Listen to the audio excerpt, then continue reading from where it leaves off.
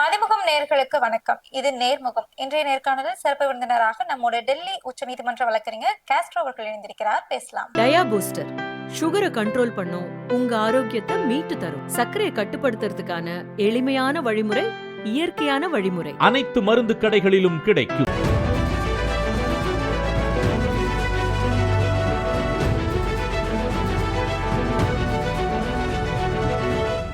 வணக்கம் சார்.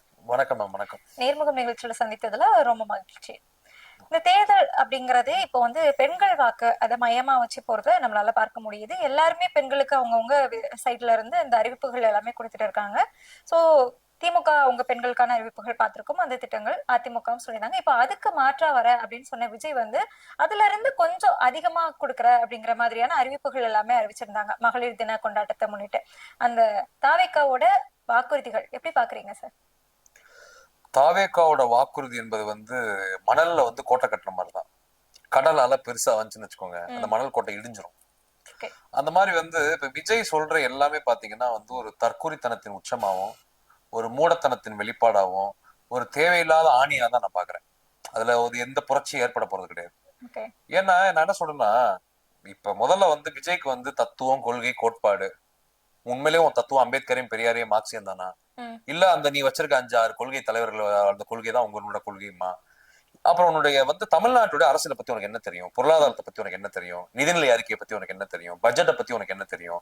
தமிழ்நாட்டுடைய நில வளங்கள் பத்தி உனக்கு என்ன தெரியும்? கடன் சுமையை பத்தி உனக்கு என்ன தெரியும்? பொருளாதார அந்த துறையை பத்தி, பொருளியல் துறையை பத்தி, சோசியோ எக்கனாமிக், பொலிட்டிக்கல், இந்த 3 பெர்ஸ்பெக்டிவ்லயும் தமிழ்நாட்டை நீ எந்த அளவுக்கு புரிஞ்சு வச்சிருக்கிற? தமிழ்நாடு இருக்கக்கூடிய பிஸ்கல் டெபிசிட், கடன் சுமையா இருக்கட்டும், எவ்வளவு கடன்களை நம்ம கட்டணும், எவ்வளவு கடன்கள் சுமை ஏறி இருக்குது, இந்த மாதிரியான தமிழ்நாட்டோட பட்ஜெட் மொத்தம் எவ்வளவு, எதை பத்தியுமே விஜய்க்கு தெரியாது. இல்ல பட்ஜெட் இப்போ சமீபத்துல தான் கேட்டேன் அப்படின்னு பேசியிருந்தேன். அதான் மேடம், சமீபத்துல தான் கேட்டிருப்ப. நீ தக்குறினாலும் சமீபத்துல தான் கேட்டிருப்ப. நான் என்ன சொல்றேன்னா, எதுவுமே தெரியாதுன்றதா அதுல தெரியுது. சமீபத்துல நான் பட்ஜெட்டை பத்தியே கேட்டேன்றதுல இருந்து புரிஞ்சுக்கலாம். எதுவுமே தெரியாது விஜய்க்கு தமிழ்நாட்டை பத்தி. புரியுது உங்களுக்கு? அதனால ஒண்ணும் இல்ல, விஜய்க்கு அரக்கோணமும் தெரியாது, கன்னியாகுமரியும் தெரியாது. புரியுதா உங்களுக்கு? கரக்கோணம்ல இருந்து கன்னியாகுமரி வரைக்கும் விஜய்க்கு எந்த ஊரையாவது கேளுங்க, எதுவுமே தெரியாது. தமிழ்நாட்டோட எதுவுமே தெரியாது மேடம் அவருக்கு. தயவுசெய்து இதை முதல் எல்லாரும் புரிஞ்சுக்கோங்க. அவர் ஒரு தற்கூரி, ஒரு முட்டாள், அவர் தத்தி. அவர் புரியுதா உங்களுக்கு? எந்த ஒரு நாலேஜுமே கிடையாது. பிலாசபிக்கல், பொலிட்டிக்கல், எக்கனாமிக்கல், சோசியல், தத்துவம், கொள்கை, கோட்பாடு எந்த புண்ணாக்கும் கிடையாது. இந்த மாதிரி நபரை சொல்ற வாக்குறுதிகள் நம்ம நம்ப முடியாது. இப்ப எடப்பாடி பழனிசாமி வாக்குறுதி கொடுக்குறாருன்னு வச்சுக்கோங்களேன், அதையே நம்ம தூக்கி போட்டு மிதிக்கிறோம். ஏன்னா அதுவே போலியான வாக்குறுதிகள் தான். நான் 10,000 கொடுப்பேன், 2,500 கொடுப்பேன், நான் அது கொடுப்பேன், இது கொடுப்பேன் பேசுறது. இல்ல அப்ப யாரு கொடுக்குற வாக்குறுதிகள் தான் நீங்க? இல்ல மேடம், இவர் வாக்குறுதிகள் நீங்க நல்லா பாருங்க. நான் இவ்வளவு நகை கொடுப்பேன், இவ்வளவு சவரன் கொடுப்பேன், வீடு கொடுப்பேன், நான் ஸ்கூட்டி கொடுப்பேன், இதெல்லாம் சொன்னாரா இல்லையா? கார் கொடுப்பேன் சொன்னாரா இல்லையா மேடம்? சொன்னாரா இல்லையா? இப்ப இதெல்லாம் எப்படியா முதல்ல கொடுக்க முடியும்? நீங்க யோசிச்சு பாருங்க. இதெல்லாம் ஒரு மக்களை ஏமாற்றக்கூடிய வேலையை தான் நான் பாக்குறேன். நீங்க யோசிச்சு பாருங்க மேடம், தங்க விக்கிற விலை என்ன?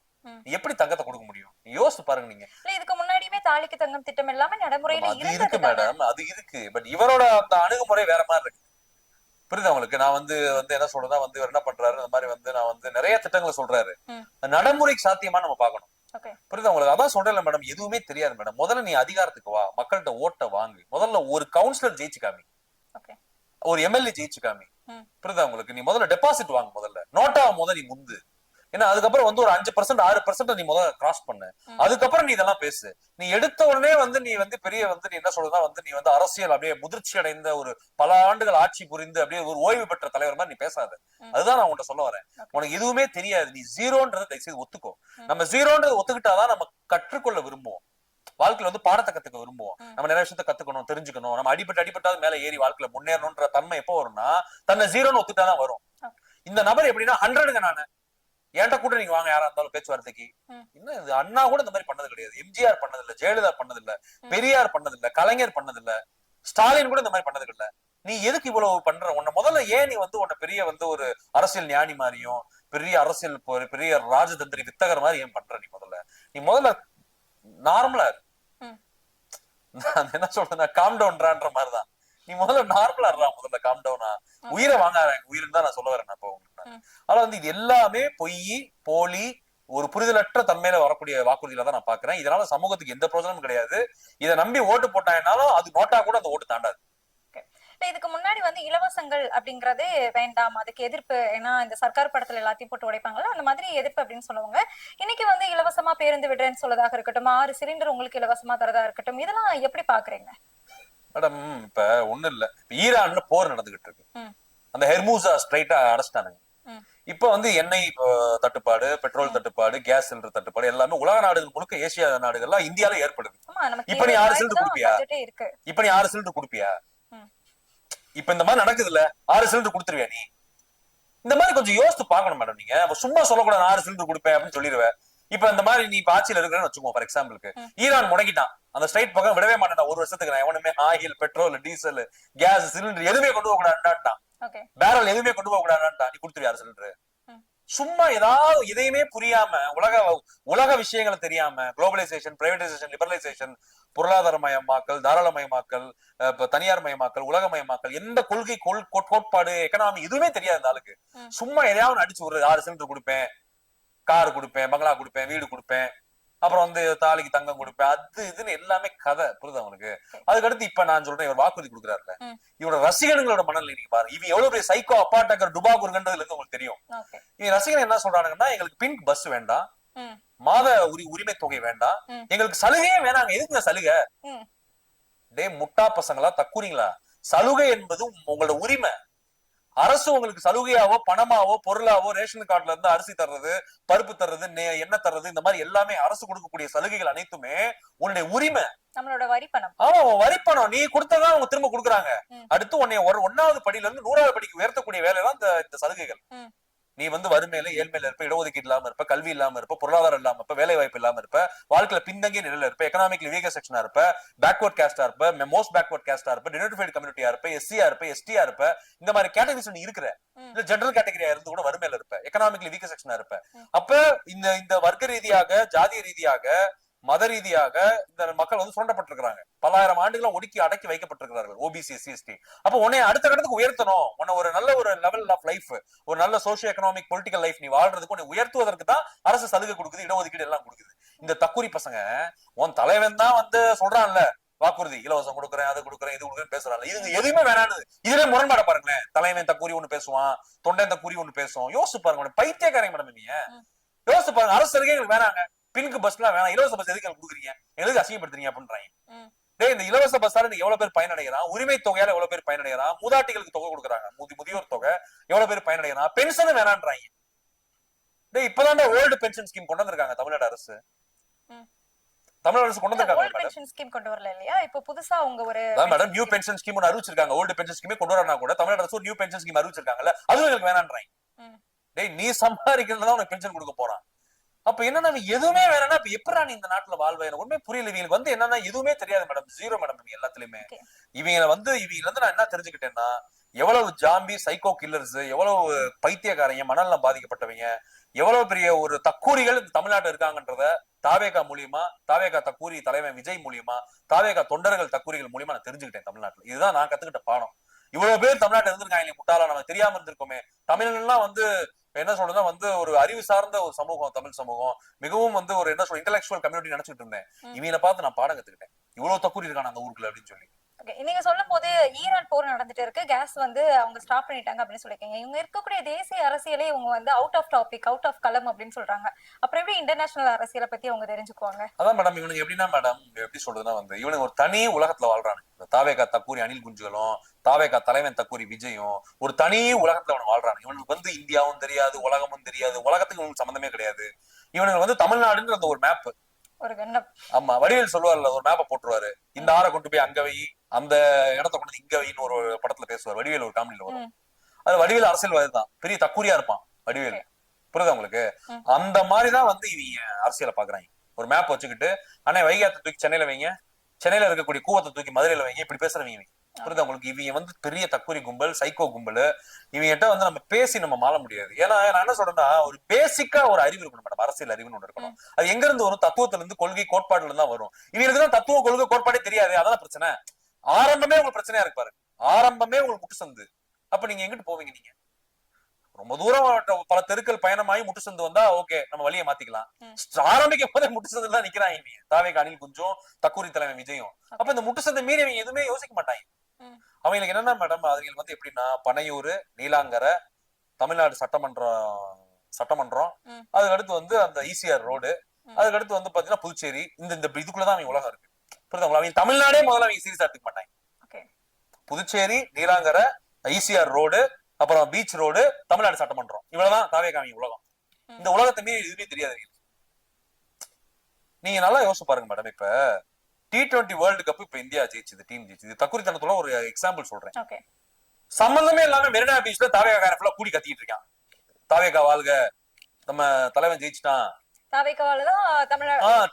T20 world cup India team ஜெயிச்சிருச்சுன்னு சொல்லி முந்தானே கத்திட்டு இருக்காங்க. டேய், உன் தலைவனுக்கும் தாவேகாக்கும், தாவேகா தக்கூரிகளுக்கும், அணில் குஞ்சுகளுக்கும் T20 வேர்ல்டு கப் என்னடா சம்பந்தம்? யோசிச்சு பாருங்க மேடம். இத நீங்க பாத்தீங்களா இல்லையா? நீங்க அதை தாவேகா கூடி ஆட்டி சுத்திட்டு ஒரு 1000 பேர் நிக்கிறான். சந்தோஷத்தை வெளிப்படுத்துறது தெரியாம, சந்தோஷத்தை வெளிப்படுத்துறதுன்னு இல்ல மேடம். இந்தியா டீம் ஜெயிச்சதுன்னா நீ இந்தியன் டீம் கேப்டனை பாராட்டு. இந்த அமித்ஷா மையம் தான் இருக்கிறாரு, அவரை ஜெய்ஷாவை பாராட்டு. கேம்லிங் பண்ணி ஜெயிச்சிட்டாங்க. புரியுதா உங்களுக்கு? ஜெய்ஷாவை பாராட்டினாங்க அப்படின்னா அப்புறம் நீங்க கூட்டணி கள்ள கூட்டணி. இல்ல அதான் மேடம், நான் என்ன சொன்னேன், கிரிக்கெட் தானே. அவரை வந்து நீங்க ஜெய்ஷா அமித்ஷா மான பாக்காதீங்க, ஐசிசி பிரசிடண்டா பாருங்க. புரியுதா உங்களுக்கு? அப்படி பாராட்டு. கேம்லிங் பண்ணி ஜெயிச்சிட்டாங்க இந்தியா. அதுக்கடுத்து வந்து இந்த மாதிரி இந்தியன் கேப்டன், இந்தியன் பிளேயர்ஸை பாராட்டுங்க. அது நம்ம வந்து அதை நம்ம அப்படி எடுத்துக்கலாம். நம்ம அதை இவனுங்க தலைவா வாழ்க, விஜய் வாழ்க, தாவேகா வாழ்க அப்படின்னு சொல்லி நீங்க பாருங்க கட்சி பேரை சொல்லி கத்திட்டு இருக்காங்க, விசில் அடிச்சுட்டு இருக்காங்க. T20 வேர்ல்டு கப் உங்களுக்கு போல என்ன சம்பந்தம்? அப்ப இது எல்லாமே தக்குரித்தன வெளிப்பாடுதான். உலகமே உன்னை பாத்துக்கிட்டு இருக்கு. புரியுது? உங்களுக்கு உலகம் உன்னை கேவலமா பாக்குது. ஆனா அது T20 world cup Indian team ஜெயிச்சிருக்கு, இவங்க எல்லாம் கத்திட்டு இருக்காங்க. பாப்பாங்களா இல்லையா? அப்ப அதுதான் மேடம், இது ஒரு ஸ்லைட்டான ஒரு லைட்டான ஒரு எக்ஸாம்பிள் தான். இது மாதிரி நிறைய சொல்வேன் நான். இவனுங்க தக்குரித்தனத்தின் உச்சம் இந்த மாதிரி போலீஸை கடிக்கிறது. ஏன்னா இப்ப விஜய் வண்டி மாடி ஒருத்தன் போய் மண்டை உடஞ்சு போய் கிடைக்கான். நீங்க பாத்தீங்களா இல்லையா? நீங்க அவங்க அப்பா கதறாரு, எங்க கவர்மெண்ட் ஹாஸ்பிட்டல் வாசல்ல இருந்து அவங்க மகன் உயிர் துடிச்சிட்டு இருக்கான். கதறாரு அவங்க அப்பா. ட்வின்ஸ் வேற. ஆமா, கதறாரு. என் பையன்ட்ட சொன்னேன் கேட்கல, விஜயெல்லாம் நம்பி போகாதடா, தாவேக்கெல்லாம் நம்பி போகாத, அவனுக்கு ஒருத்தன் வந்து பார்க்க மாட்டான்டா, நீங்க நான் தான் வந்து நிக்கிறேன் மகனுக்கு கவர்மெண்ட் ஆஸ்பத்திரி வாசல்ல, விஜய் வரல. அன்பில் மகேஷ் சார் கூட போய், அன்பில் மகேஷ் அவரை வந்து ஒரு கல்வித்துறை அமைச்சரா போய் பாக்குறாரு, அந்த மாணவர்கள் நலன் கொண்டு போய் பாக்குறாரு. அப்ப நீங்க பாருங்க, அவர் சொல்றாரு, அதான் சொல்றாரு, 41 பேர் கரூர்ல செத்ததுக்கே அவன் வரல, விஜய் தாவேக்கா வரல, ஏன் மகனுங்களுக்கு வர போறாங்க அப்படின்னு அவர் அழுது புலம்புறாரு. அடுத்த நாளே விஜய் எங்க போற, தஞ்சாவூருக்கு நடந்த சம்பவம். அடுத்த நாள் எங்க போற, கல்பதி அகோரம் குரூப் அவங்களுடைய மேரேஜ் வெட்டிங் ஃபங்க்ஷன் நீ போற, யாரோட, த்ரிஷாவோட போற. நான் என்ன கேக்குறேன்னா, Jaganmohan Reddy former chief minister of Andhra பிரதேஷோட ஃபேமிலி வெட்டிங்க்கு ஒரு போவாரு, பணக்காரன் கோடீஸ்வரன் வெட்டிங், அரசியல் தலைவன் வெட்டிங்க்கு. கல்பதி அகோரம் குரூப்ன்றது ஒரு மிகப்பெரிய ஒரு குரூப், அந்த குரூப் ஒரு கோடீஸ்வரன் பணக்காரன் அவன் வெட்டிங்க்கு ஒரு போவாரு. சாதாரண விஜய் தன்னோட ரசிகர் வெட்டிங் போயிருக்கியா? சொல்லு, ஒரு ரசிகர் 2 பேர் உயிரை துடிக்க போட்டு வந்திருக்க தஞ்சாவூர்ல, போய் நின்றிருக்கியா ஆஸ்பத்திரியில? அவங்க அப்பாவுக்கு ஏதாவது நிதி உதவி செஞ்சிருக்கியா? ஒரு 10,000 ரூபாய் கொடுத்திருக்கியா? சொல்லுங்க மேடம், நீங்க பதில் சொல்லுங்க இருக்கலாம். இப்ப எதுவுமே நீ செய்ய மாட்டியாடா? அதான் சொல்றேன் மேடம், இப்ப மனிதனே கிடையாது நான் சொல்றேன்ல, மனிதனே கிடையாது. அவங்க அப்பா கதறி அழுகிறாரு, உனக்கு அந்த வீடியோ வராம இருந்திருக்குமா? நான் கேக்குறேன். அடுத்த நாள் த்ரிஷாவோட நீ போற, அந்த மேரேஜ் வெட்டிங் போற, அது உன் மனைவியை கடுப்பேத்துறதுக்கு, சங்கீதா மேடத்தை கடுப்பேத்துறதுக்கு. ஏன்னா சங்கீதா மேடம் தான் வந்து ஒர்த்லெஸ் தான்ல. இதுல மாமல்லபுரம் மகளிர் கூட்டத்துல யோசிச்சு பாருங்க, மகளிருக்கு ஒரு கூட்டம் அமைச்சு, மகளிருக்கு வந்து பாத்தீங்கன்னா வந்து வேர்ல்டு உமன்ஸ் டே ஃபங்க்ஷன் நடத்திட்டு, அதுல வந்து தன்னோட மகளை வந்து ஏமாத்திய ஒருத்தன், தன்னோட மகன் ஜெசன் செஞ்ச ஏமாத்தின ஒருத்தன், தன்னுடைய மகள் சாசா திவ்யா அந்த பொண்ணை ஏமாத்தின ஒருத்தன், தன்னோட மனைவி சங்கீதாவை ஒர்த்லெஸ் ஒருத்தன் சொல்றான், மகளிர் தின ஃபங்க்ஷன்லயே சொல்றான். இல்ல அத கீழ இருக்கக்கூடிய மகளிருமே வந்து கொண்டாடுறாங்களே. அதுங்க சைக்கோங்க கொண்டாடுங்க, தக்குரிங்க கொண்டாடுங்க, நான் எப்படி கொண்டாட முடியும்? புரியுதா உங்களுக்கு? நம்ம பெண்களை மதிக்கக்கூடியவங்க நம்ம கொண்டாட மாட்டோம். அதை யோசிச்சு பாருங்க மேடம், மகளிர் தின விழா உமன்ஸ் டே ஃபங்க்ஷன்ல தன்னோட மனைவி ஒர்த்லெஸ்ன்றான். 27 வருஷம் வாழ்ந்த மனைவி, அவன் எல்லாமே பயந்துருக்காங்க, வாழ்க்கையில எல்லா இன்ப சுக துக்கங்கள் கொடுத்திருக்காங்க, 27 வருஷம் குடும்பம் நடத்திருக்காங்க. அவங்க சொல்றாங்கல்ல, நான் என் மகனையும் என்னுடைய மகளையும் என்னுடைய புருஷனையும் நல்லா பாத்துக்கிட்டேன் 27 வருஷம். அப்படிப்பட்ட மனைவிய ஒரு உமன்ஸ் டே ஃபங்க்ஷன்ல ஒர்த்லெஸ் சொல்றான். இவனை எந்த இடத்துல நான் கொண்டு போய் வைக்கலாம்? எதை கொண்டு அடிக்கலாம் நான் கேக்குறேன். இதுதான் நீங்க தெரிஞ்சுக்கோங்க, இந்த மனிதர் வந்து யாரையுமே, இந்த நபர் வந்து பணக்காரர்களுக்கு இந்த நபர் இருப்பான். பணம், பதவி, உலக இன்பங்கள், அதிகாரங்கள், பெயர், புகழ், சினிமா, இதுதான் இந்த நபரோட வாழ்க்கை. இந்த நபர் வந்து பாத்தீங்கன்னா, நான் ஓப்பனாவே சொல்றேன், இந்த நபர் வந்து அரசியலுக்கு தகுதியற்றவர், வாழ தகுதியற்றவர், எதுக்குமே தகுதியற்றவர். அதுதான் அதோட வெளிப்பாடு தான் அதெல்லாம். ஏடா 27 வருஷம் அவங்க கூட வாழ்ந்த உன்னோட மனைவி உனக்கு தாயாகவும் எல்லாமா அன்னையாக, ஒரு மனைவியாக, ஒரு தோழியாக, உறவாக இருந்த மனைவியை ஒருத்தர் ஒர்த்லெஸ் சொல்றான் உமன்ஸ் டே ஃபங்க்ஷன்ல, இவ்வளவு திமிரு தான் அந்த மாதிரி பேசுவான். யோசிச்சு பாருங்க நீங்க. இல்ல அதே ஒர்த்லெஸ் அப்படின்னு சொன்ன அந்த மனைவி அந்த விவாகரத்து இத காரணம் காட்டிதான் இன்னைக்கு கரூர்ல அந்த துயர சம்பவம் குறித்த சிபிஐ விசாரணைக்கு இன்னைக்கு வந்து ஆஜராக மாட்டேன் அப்படின்னு சொல்லிட்டு அவகாசம் கேட்டிருக்காரு. இல்ல மேடம், அதான் சொல்றேன் மேடம், இந்த நபருக்கு வந்து என்னன்னா பிரச்சனைகளை தள்ளி போடணும், பிரச்சனைகளை ஃபேஸ் பண்ண துணிவு இல்ல, தைரியம் இல்ல, கோலை. புரியுதா உங்களுக்கு? அதுக்கு அடுத்து வந்து சுச்சி லீக்ஸ்ல இந்த சுசித்ரா பொண்ணு பாத்தீங்கன்னா அவ்வளவு பேசிட்டு இருக்கு. திரிஷாவும் விஜயும் பார்க்காம இருப்பாங்க நினைக்கிறீங்களா? ஏதாவது கண்டனம் பதிவு பண்ற உடனே விட்டு கிளிகளையும் கிளிக்குது. ஏன்னா நீங்க எனக்கு ஒண்ணுமே புரியல மேடம். இப்ப இவனுங்க வந்து நம்ம வந்து ஆன்லைன்ல வந்து நேர்காணல்கள்ல யூடியூப்ல சோசியல் மீடியா நம்ம விமர்சனம் பண்ணோம்னா அவ்வளவு கேவலமா கமெண்ட் எழுதுறீங்கல்ல, கமெண்ட் எழுதுறீங்கல்ல. இப்ப நான் என்ன கேக்குறேன்னா உங்களை ஓப்பன் எக்ஸ்போஸ் பண்றோம்ல, அதுக்கு ஏதாவது பதில், அதுக்கு ஏதாவது பதில் கொடுங்க, ரியாக்ட் பண்ணுங்க, ஒரு அறிக்கை விடுங்க, உண்மையை அமலப்படுத்துங்க, தெளிவுபடுத்துங்க எங்களுக்கு. அப்ப நீங்க அமைதியா போறது என்ன அர்த்தம்னா மாம சம்மந்தத்துக்கு அறிகுறி தான் அர்த்தம். நாம சொல்றது எல்லாமே உண்மை. இப்ப நீங்க பேசுறது, நான் பேசுறது, சுசித்ரா பேசுறது, எல்லாருமே பேசுறது உண்மை. நாங்க அதுக்கு மறுப்பு சொல்ல மாட்டோம், அதான் அர்த்தம். இல்ல பார்த்திபன் அவர்கள் பேசுனதுக்கு த்ரிஷா வந்து கண்டனம் தெரிவிச்சிருக்காங்களே. த்ரிஷா அவர்கள் வந்து நான் என்ன சொல்ல விரும்புறேன்னா, தயவுசெய்து நீங்க அமைதியா இருங்க, நீங்க அமைதியா இருங்க, நீங்க பேச உங்களுக்கு தகுதி இல்ல. இதுக்கு மேல நான் த்ரிஷா பேச விரும்பல. இல்ல இததான் பார்த்திபன் சொன்னாங்க, அமைதியா வீட்டுல குந்தைங்க அப்படின்னு சொல்லிட்டு, அதுக்குதான் கண்டனம். அதான் நான் சொல்றேன், இனிமேல் தயவுசெய்து நீங்க வந்து எதுலயும் தலையிடாதீங்க, பேசாதீங்க, சோசியல் மீடியால ஆக்டிவா இருக்காதீங்க, நீங்க எதுவுமே இந்த விஷயத்தை பத்தி நீங்க போஸ்ட் பண்ணாதீங்க. மேலும் நீங்க பண்ணீங்கன்னா நீங்க எக்ஸ்போஸ் ஆகி உங்களோட உண்மைத்தன்மைகள் வெளியே வரும். இந்த சமுதாயம் உங்களை வந்து ஒரு ஒரு என்ன சொல்றது மோசமான நிலைக்கு கொண்டு போய் தள்ளிடும். தயவுசெய்து த்ரிஷாக்கு நான் வைக்கிற ஒரு கோரிக்கை இதுதான், நீங்க தயவுசெய்து அமைதியா இருங்க. நீங்க ஆடின ஆட்டம்லாம் போதும் என்னை பொறுத்தவரை. இல்ல அவங்க எந்த ஆட்டமுமே ஆடலையே, அவங்க அமைதியா சொல்லாதீங்க, சொல்லாதீங்க. இது வந்து நான் வந்து ஏத்துக்க மாட்டேன். அவங்க மேல நிறைய தவறுகள் இருக்குது, அதை வந்து அவங்கதான் அதை திருத்திக்கணும். புரியுது? அவங்க மனசாட்சிக்கு தெரியும் மேடம். அவங்க கன்சைன்ஸ் ஒண்ணு இருக்குல்ல, மனசாட்சின்னு. நம்ம என்ன தப்பு பண்ணிருக்கிறோம், எந்த குடும்பத்தை நம்ம கெடுத்திருக்கிறோம், யாரை கெடுத்திருக்கிறோம், நம்ம என்ன தவறுகள் இதுவரைக்கும் பண்ணிருக்கிறோம், நம்ம யார் யாரை ஏமாத்தி இருக்கோம், நம்ம என்ன நம்மளுடைய எல்லா தவறான விஷயங்களும் நம்ம மனசாட்சிக்கு தெரியும். நம்ம யாரையும் குற்றம் சொல்ல தேவையில்லை, யாரு கையை நம்ம நீட்டி நம்ம வந்து இது சொல்ல வேணாம். அவங்க மனசாட்சிக்கு தெரியும் அவங்க என்னென்ன பண்ணிருக்காங்கன்றது. அந்த மனசாட்சி அவங்களை கொள்ளும், அதனால என்னால சொல்ல முடியும். இதுக்கு மேல சொல்றது வார்த்தை கிடையாது, இந்த மக்களே புரிஞ்சுக்கோங்க. இல்ல இந்த த்ரிஷா விஜய் இந்த விவகாரம், சங்கீதா விவாகரத்து விவகாரத்துல தாவேக்காவை சேர்ந்த ஒரு பெண் நிர்வாகியே வந்து குரல் கொடுத்திருக்காங்க. அதே மகளிர் தின விழால குரல் கொடுத்துட்டு அதை முடிச்சுட்டு வந்து பத்திரிகையாளர்களை சந்திச்சு பேசியிருக்காங்க. இப்ப அந்த பெண் நிர்வாகி மேலேயுமே இந்த தொண்டர்களாக இருக்கட்டும் எல்லாருமே வந்துட்டு அந்த அபியூஸ் சங்கீதாவுக்கு என்ன செஞ்சாங்களோ அதையே மறுபடியும் செஞ்சுக்கிட்டே இருக்கிறாங்க. சோ யாரையுமே அவங்க வந்து விட்டு வைக்க மாட்டாங்களா? மேடம், தாவேக்கா தக்கூரிங்க அணில் குஞ்சுகளை பொறுத்தவரை வந்து அவங்க யாரையுமே ஆணோ பெண்ணோ தாயோ தந்தையோ தங்கையோ அக்காவோ அண்ணனோ தம்பியோ யார பத்தி எனக்கு கவலை கிடையாது மேடம். விஜய் விஜய் விஜய் அவ்வளவுதான். அந்த ஒரு போதையில அவங்க இருக்கிறாங்க. அவனுங்க அப்படிதான் வந்து அவனுக்கு வந்து என்னன்னா வந்து காட்டு மிராண்டிகள், ஜாம்பிக்கள், சைக்கோக்கள், சீரியல் கில்லர்கள், அந்த மாதிரியான மனநிலை கொண்டவனுங்க அவனுக்கு வந்து ஒரு குரூப்பிசம், ஒரு தக்கு கைண்ட் ஆஃப் ஆட்டிடியூட் உள்ளவனுங்க. யாரா இருந்தாலும் அவனுக்கு பார்க்க மாட்டானுங்க. அவ்வளவு கொச்சை ஆபாசமா ரீதியாக கீழ்த்தரமாக உடலை வர்ணித்து ரொம்ப ஆபாசமாக செக்ஷுவல் கைண்ட் ஆஃப் ஒரு அணுகுமுறையில தான் அவங்க கமெண்ட்ஸ் இருக்குது. பெண்கள் எல்லாம் சரமாரியா பேசுறது, ஆம்பளைங்களே சரமாரியா பேசுறது, குடும்பங்கள் இழுத்தான் பேசுறது. பான்னா பொண்டாடி இழுக்கிறது, பொண்ணுனா புருஷன் இழுக்கிறது, அந்த பொண்ணை பல பேர் தொடர்பு படுத்தி பேசுறது. இந்த மாதிரி ரொம்ப கொச்சையா இருக்கானுங்க அவனுங்க வந்து நான் மனிதனாவே நான் பாக்குறது கிடையாது. மிருகம்னு நான் சொல்ல மாட்டேன், மிருகத்தை கூட நம்ம மதிக்கணும். அதுவும் ஒரு நல்ல ஒரு உயிரினங்கள் இருக்குது. அதுலயும் இவர்களை எதுலயுமே நம்ம சேர்க்க முடியாது.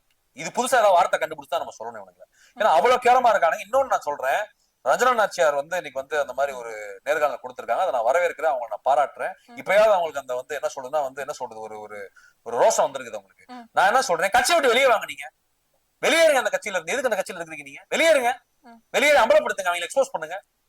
நான் என்ன சொல்றேன்னா, ரஞ்சனா நாச்சியார் அவர்கள் மாறி இன்னும் நிறைய பேர் அந்த கட்சியில இருந்து வெளியே வரும். அதான் என்னுடைய கோரிக்கை நான் வைக்கிறேன்.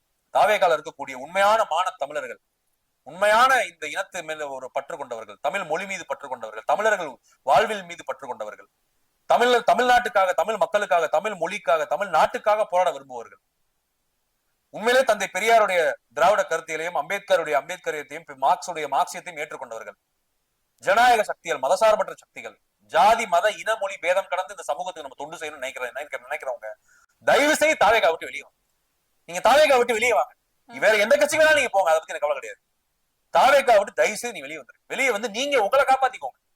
உங்களுடைய பணம், நேரம், காலம், உங்களுடைய வாழ்க்கை, உங்களுடைய ப்ரொஃபஷன், கெரியர், எதிர்காலம், உங்களுடைய குடும்பங்கள், உங்களுடைய சமூக சுற்றம், உங்களுக்கு சமூகத்துல உங்க மேல இருக்கிற மரியாதை, குட்வில், ரெப்புடேஷனு, உங்களுடைய நல்ல ஒரு வாழ்க்கை பாதையை நீங்க தயவுசெய்து பாதுகாத்துக்கோங்க. தயவுசெய்து வெளியே இதெல்லாம் தாவேக்காவில இருந்தா கிடைக்காதுன்னு சொல்ல வரீங்க? ஆமா, கண்டிப்பா கிடைக்காது மேடம். இதெல்லாம் உங்களுக்கு நாசமாயிரும் உங்க வாழ்க்கை.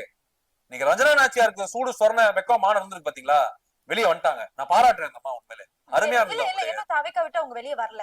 விஜய்க்கு அதான் எதிரா மேடம், பேசியிருக்காங்க. நான் வந்து வெளியே வந்துட்டாங்கன்னா, நான் உண்மையில வெளியே சொல்றாங்கல்ல ஓப்பனா, தில்லா பேசுறாங்கல்ல கட்சிக்குள்ள இருந்துகிட்டு, அவங்க எனக்கு ஆபாசமா தான் பேசுவானுங்க. அவங்க ரொம்ப கொச்சையா பேசி நான் எல்லா கமெண்ட்ஸ் ரீட் பண்ணிட்டு தான் வந்து உட்கார்ந்திருக்கேன் இந்த நேர்காணல்ல. அவ்வளவு கீழ்த்தரமா அவங்களை எக்ஸ்போஸ் பண்ணிருக்கானுங்க. அவங்கள வந்து அவங்க அவ்வளவு கேவலமா பேசியிருக்கானுங்க. நான் எல்லாமே கமெண்ட்ஸ் நான் பாத்துட்டேன் நான். அப்ப நான் என்ன சொல்றேன்னா, ரஜினா நாச்சியார் மாதிரி அந்த கட்சியில கூடிய இன்னும் பல பிரமுகர்கள் வெளியே வரும். தயவுசெய்து பயந்துட்டு இருக்காதீங்க. இவனுங்க அப்படிதான் பண்ணுவானுங்க. இந்த தாவேகா தக்கூரி அணில் குஞ்சு நாய்கள் வந்து இந்த மாதிரிதான் பண்ணுவானுங்க. அதெல்லாம் நீங்க கவலைப்படக்கூடாது. பொது வாழ்க்கைன்னு வந்துட்டா விமர்சனங்கள் இருக்கும், எதிர்ப்புகள் இருக்கும், கடுமையான வார்த்தைகள் இருக்கும். அவங்கள ஆபாசமா பேசுவான், உங்களை வந்து ரொம்ப நேக்கடா கூட மார்பிங் கூட பண்ணி போடுவான். அதெல்லாம் பயந்தா நம்ம இந்த உலகத்தை வாழ முடியாது. தில்ல தூக்கி போட்டு வெளியே வாங்க. வெளியே வந்து தயவு செய்து அவர்களுக்கு எதிர் பிரச்சாரம் நீங்க பண்ணுங்க. மக்கள்கிட்ட அம்பலப்படுத்துங்க. அவர்கள் இந்த கூடாரமே ஒழிக்கப்பட வேண்டியது. ஏன்னு கேளுங்களேன், இவனுங்களால வந்து இந்த தமிழ் சமூகத்துக்கு எந்த பயனும் கிடையாது. சீரழிவு மட்டும்தான். இளைஞர்கள், மாணவர்கள், பெண்கள், சிறுபான்மையினர், இஸ்லாமியர்கள், கிறிஸ்தவர்கள், பட்டியல் சமூகம், பிற்படுத்தப்பட்ட சமூகம், இந்த பெரும்பான்மை சமூகங்கள் இருக்கு பாருங்க, இவங்களுக்கு சீரழிவு தான் ஏற்படும். தாவேகாவாலையும், தாவேகா தக்கூரி தலைவர் விஜய்னாலையும், தாவேகா தக்கூரி அனில் குஞ்சாலையும். இந்த 8 செக்ஷன் ஆஃப் சொசைட்டிக்கு இவங்க தான் மெஜாரிட்டி இருக்கிறாங்க. 97%. இந்த செக்ஷனுக்கு பாதிப்பு தான் வருமே தவிர்த்து எந்த விதமான நல்லதும் நடக்காது. ஏன்னா ஒருத்தன் பணவெறி, பதவி வெறி, அதிகார வெறி, உலக இன்ப வெறி, ஒரு காமம், இச்சை, பொருள், இந்த மாதிரி வந்து உலக லௌகிக விஷயங்களுக்குள்ள ஒருத்தன் ரொம்ப டீப்பா போயிட்டான்னா அவனுக்கு மக்கள் நலன், மக்கள் மேம்பாடு, நாடு, அதிகாரம், மக்களுக்கு சேவை செய்வது, மக்களுக்கு நல்ல விஷயங்கள் செய்வது, மக்களுக்கு நல்ல சிந்தனைகளோடு மக்களுக்கு வேலை செய்யறது, மக்கள் தொண்டையே மறந்துருவான். இப்ப இது இருந்தா இது இருக்காது, இது இருந்தா அது இருக்காது. புரியுதா உங்களுக்கு? ரெண்டு செக்மெண்ட் தான். இப்ப விஜய் வந்து நான் சொன்ன இந்த மாதிரி விஷயங்களை ஊறி போயிருக்க நபர். நான் சொன்ன உலக இது விஷயங்கள்ல, இந்த மாதிரி உலக இன்பங்கள்ல, உலக இன்ப வெறி, பணவெறி, பதவி வெறி, இப்ப வேற வெறி எல்லாம் வந்து சேர்ந்துருக்குது. இதெல்லாம் நமக்கு செட் ஆகாது தமிழ்நாட்டுக்கு. புரியுதா உங்களுக்கு? இது அரசியலுக்கும் செட் ஆகாது, பொது வாழ்க்கைக்கும் செட் ஆகாது, சினிமாவுக்கும் செட் ஆகாது, இது எதுக்குமே செட் ஆகாதுன்னு நான் சொல்றேன். விஜயோட ஒரு கேரக்டர் என்பது இப்ப சங்கீதா மூலியமா கம்ப்ளீட்லி எக்ஸ்போஸ். இது மேல பெண்டிங்கே கிடையாது எக்ஸ்போஸ் பண்றதுக்கு. இப்ப நம்ம அரசியல் ரீதியா எக்ஸ்போஸ் பண்ணிட்டு இருந்தோம். இல்ல தனிப்பட்ட வாழ்க்கையை எடுத்துட்டு வந்து நீங்க சொல்ற மாதிரி அரசியல் ரீதியா எப்படி எக்ஸ்போஸ் அப்படி இல்ல மேடம், அப்படி இல்ல. இப்ப நான் வந்து என்ன சொல்றேன்னா, சரி இப்ப நான் என்ன சொல்றேன்னு கேளுங்க. இப்படி பேசுவோம் நம்ம. இப்படி பேசினா மக்களுக்கு புரியும். நான் என்ன சொல்றேன்னா, சரி எனக்கு வந்து என்னோட மனைவி இருக்கிறாங்க, எனக்கு இன்னொரு பொண்ணோட ஒரு அஃபேர் இருக்குன்னு வச்சுக்கோங்களேன். நான் ஓபனா ஒரு பகுத்தறிவு மனிதனா, ஒரு சுயமரியாதை காரணம் நான் பேசுறேன். ஒரு முற்போக்கு சிந்தனையாளரா, ஒரு அறிவியல் சிந்தனையாளரா, இயற்கை சிந்தனையாளரா நான் பேசுறேன். நான் லீகலாவே அதை பண்ணுவேன். இரண்டாம் திருமணம் பண்ணுவேன். ஓபனா நான் சொல்றேன் உங்க. இப்படி சொன்னாதான் புரியும் உங்களுக்கு. நீங்க நான் என்ன சொல்றேன்னு கேளுங்களேன். நீங்க எது பண்ணாலும் லீகலா பண்ணுங்க, நேர்மையா பண்ணுங்க, இந்த உலகத்தை நேர்மையா அணுகுங்க, ஒழுக்கமா அணுகுங்க, நல்ல பண்புகளோட அணுகுங்க. சொல்ல புரியுது உங்களுக்கு? அதை நான் லீகலாவே நான் பண்ணுவேன். என்னோட முதல் மனைவிட்ட பெர்மிஷன் வாங்கிட்டு நான் லீகலா அதை பண்ணுவேன். அப்ப இந்த சமூகம் உங்களை ரொம்ப ஒரு அருவருப்பா பாக்காது. உங்களை வந்து ஒரு நல்ல ஒரு ஒழுக்கத்தன்மையா தான் உங்களை பார்க்கும். இவர் எல்லாமே லீகலா பண்றாரு, ஒழுக்கமா பண்றாரு, கரெக்டா அணுகுறாரு, நேர்மையா இருக்கிறாரு, வெளிப்படையா இருக்கிறாரு, ஓப்பனா இருக்கிறாரு. அது வந்து உங்களை வந்து ஒரு இன்ஸ்பைரிங்கா மாத்தும் சமூகத்துக்கு. திருட்டுத்தனமா பண்றது, ஒரு முதல் மனைவி ஏமாற்றுவது, சீட் பண்றது, முதல் மகளை சீட் பண்றது, மகனை சீட் பண்றது, குடும்பத்தை அப்பா அத்தால சீட் பண்ணி கொண்டு போய் இந்த ஈஷா யோகா மையம் கோயம்புத்தூர்ல கொண்டு போய் விட்டுருக்கிறது. விஜய் விட்டுருக்காரு அவங்க அப்பா அம்மாவை. இது இப்படி நீங்க பண்ணீங்கன்னா இந்த சமூகம் உங்களை எப்படி வந்து உங்களை, அப்ப நீ இதெல்லாம் பண்ணிட்டு நீ என்ன பண்ற சமூகத்துல, உன்னை வந்து பெண் பாதுகாவல, பெண்ணுகளுக்கு நான் தான் வந்து பாதுகாப்பாரன்னு, பெண் விடுதலை, பெண் கல்வி, பெண் முன்னேற்றம், பெண்கள் வேலை வாய்ப்பு, பெண்களுக்கு இடஒதுக்கீடு, இதெல்லாம் நீ பேசுறேன்னா நான் எப்படி நான் உன்னை தலைவனா ஏத்துக்க முடியும்? நீ லீகலா, நான் போன நேர்காணலே சொல்லியிருந்தேன், பல எடுத்துக்காட்டுகள் நான் சொல்லியிருந்தேன், பல நடிகர்களை, பல திரைத்துறையில் இருக்கக்கூடிய பல பேர் நான் எடுத்துக்காட்டா சொல்லியிருந்தேன். நீ வெளிப்படையா இருந்தா உனக்கு பிரச்சனை கிடையாது. இப்ப நான் ஒரு உதாரணமா உங்களுக்கு சொல்றேன். நான் நீங்க வெளிப்படையா இல்லாம நீங்க வந்து உள்ள மிருகமா இருந்துகிட்டு வெளியே மனிதன் மாதிரி நீங்க நல்ல மாதிரி ப்ரொஜெக்ட் பண்றீங்க பாருங்க, அது பேராபத்து. எங்களுக்கு தமிழ்நாட்டுக்கே பேராபத்து, தமிழ்நாட்டு மக்களுக்கும் பேராபத்து. ஏன்னா நீ உள்ள மிருகமா இருக்கிற, வெளியே நீ வந்து ஒரு என்ன சொல்றது, ஒரு பசுந்தோல் போர்த்திய புலி மாதிரி நீ இருக்கிற. நான் உன்னை பசு நினைச்சு பக்கத்துல வருவேன், நீ புலியா நான் கடிச்சிருவேன். அதை நான் ஏத்துக்க முடியாது. அப்ப நான் என்ன சொல்றேன், நீ யாருன்னு நான் சொல்றேன். அதான் நான் ஆரம்பம் சொல்லிட்டு இருக்கேன் மேடம். எல்லா மனிதனுக்குமே சபலங்கள் இருக்கும், டிஸ்ட்ராக்ஷன்ஸ் இருக்கும், இச்சைகள் இருக்கும், பல தேவைகள் இருக்கும், பல விஷயங்கள். எல்லா மனிதனுமே, நம்ம எல்லாம் மனிதர்கள், சோசியல் அனிமல் நம்ம எல்லாமே. நம்ம இப்ப நீங்க வந்து மாடர்னா இருக்கிறோம், நவநாகரிகப்பட்டு ட்ரெஸ் போட்டுருக்கோம், அதெல்லாம் நீங்க பாக்காதீங்க. we are all social animal. அப்ப நீ நேச்சுரலா நீ மனிதனா இருந்து நான் சொல்ல வரேன் உடனே நானு. நீ இந்த மாதிரி திசை ஒரு பக்கம் வச்சுக்கிட்டு நீ வந்து நீ வந்து பண்ற, உன் மனைவி வந்து பெட்டிஷன் போட கூப்பிட்டு வர அந்த நிகழ்ச்சிக்கு, அந்த கல்பதி அகோரம் குரூப் மேரேஜுக்கு. அப்ப நீ ஏன் முன்னாடி நீ பண்ணல? சொல்ல புரியுது உங்களுக்கு? இது கடுப்பேத்துற வேலை தான் சங்கீதா மடத்த. இப்ப நான் என்ன சொல்றேன், நீ நேச்சுரலா இரு, நீ வெளிப்படைத்தன்மையா இரு, நீ பண்ணாலும் அதை ஓப்பனா லீகலா பண்ணு நான் சொல்றேன். அது பண்ண மாட்டேங்களா? அப்ப என்ன அர்த்தம் அது? அப்ப என்ன அர்த்தம் அது? இல்ல விஜய் வந்து இதுக்கு முன்னாடியுமே வெளிப்படையா வெளியூர்களுக்கு வெளிநாடுகளுக்கு எல்லாமே போயிட்டு தானே இருந்தாரு. நம்ம இந்த விஷயம் அவங்க விவாகரத்து கொடுத்ததுனால இது வெளியாகி இருக்கு. அதுதான் மேடம் நான் சொல்றேன். ஏன் உன் ஒய்ஃபை சீட் பண்ண, ஏன் உன் மகனை சீட் பண்ண, ஏன் உன் மகளை சீட் பண்ண, ஏன் அவங்க கூட போன? இல்ல ஒரு நண்பர்களா இருக்கலாம், நண்பர்கள் கூட வெளியே போறது. அப்ப மகளோட பட்டமளிப்பு விழாக்கு ஏன் போல, மகனுடைய பட்டமளிப்பு விழாக்கு ஏன் போல? மகன் இப்ப படம் எடுத்துக்கிட்டு இருக்கிறான் லைகா ப்ரொடக்ஷன்ஸோட. அந்த படத்தை எடுத்து ஒரு ட்ரைலர் ரிலீஸ் போடலாம் ட்விட்டர்ல, ஏன் போடல? அந்த பையனை சப்போர்ட் பண்ணலாம்ல ட்விட்டர்ல, உனக்கு தான் அவ்வளவு கோடிக்கணக்கில் ஃபாலோவர்ஸ் இருக்காங்க ட்விட்டர்ல, போடலாம்ல. அது ஏன் போடல? சங்கீதா ஏன் வீட்டுக்குள்ள விட மாட்டேற, சங்கீதா ஏன் சாப்பிட விட மாட்டேற, சங்கீதா மேடத்துக்கு ஏன் பொருளாதாரம் கொடுக்க மாட்டேற, சங்கீதா மேடத்தை ஏன் வீட்டுக்குள்ள போட்டு பூட்டுற, ஏன் அவங்க லண்டன்ல உட்காந்துருக்காங்க உங்க மனைவி சுத்தரையில அவங்களோட சேர்ந்து? நீங்க யார சொல்றீங்கன்னு புரியுது எனக்கு. திரிஷா மேடத்தோட போறேல, வெளிநாடுலாம் போறேல, ஏன் இவங்க கூட போக மாட்டேற? ஏன் அப்பா அம்மா கொண்டு போய் ஈஷா யோகா மையத்தை விட்டுருக்க, கோயம்புத்தூர்ல அனாதாசிரமத்தை கொண்டு போய் எதுக்கு விட்டுருக்க? அப்பா அம்மா கிரகப்பிரவேசம் வச்சாங்களே வீட்டுல, எதுக்கு நீ போல? இன்வைட் பண்ணி ஏன் போல? ஒரு ரசிகை செத்து போனா ஏன் போக மாட்டேற? அஞ்சலி செலுத்த போக மாட்டேற? ஏன் பணம் கொடுக்க மாட்டேற? ஒரு ரசிகை செத்து போனா காயப்பட்டா ஏன் பணம் கொடுக்க மாட்டேற? ஒரு ரசிகை விட்டு திருமணத்துக்கு நீ போயிருக்கியா? ஒரு ரசிகனுக்கு வந்து படிப்புக்கு செலவு கொடுத்திருக்கியா, உடை கொடுத்திருக்கியா, வேலை வாய்ப்பு கொடுத்திருக்கியா, அடிப்படை மனித தேவைகளை கொடுத்திருக்கியா? ஒரு ரசிகனுக்கு குடிசையில் இருக்கிறான் ஒரு ரசிகன், பட்டியல் சமூகம் பிற்படுத்தப்பட்ட சமூக ரசிகன் தான் உனக்கு பெரும்பான்மை இருக்கிறான், இஸ்லாமிய கிறிஸ்தவன் தான் இருக்கிறான். அவன் வந்து அவன் வாழ்க்கை மேம்பட நீ என்ன செஞ்சிருக்கிற, அவனை பாதுகாக்க நீ என்ன செஞ்சிருக்கிற? இது எதுக்குமே பதில் இருக்காது. அதுதான் நான் சொல்றேன், நீ மனிதனே கிடையாது நான் சொல்ல வரேன். நான் இதுல ஆட்சிக்கு வரதுக்கு முன்னாடி இதெல்லாம் எப்படி நம்ம எதிர்பார்க்க முடியும் மேடம்? அப்படி இல்ல மேடம். எனக்கு வந்து என்னன்னா, நீ என்னை ஆள துடிக்கிற, என்னுடைய ஸ்டேட்டுக்கு நீ சீஃப் மினிஸ்டர் ஆகணும்னு துடிக்கிற. உன் எய்ம் முதலமைச்சர் தான், உனக்கு எம்எல்ஏ எல்லாம் கிடையாது, கேபினட் மினிஸ்டர் எல்லாம் கிடையாது, ஸ்ட்ரைட்டா தமிழ்நாடு சிஎம் தான் உன் எய்ம்.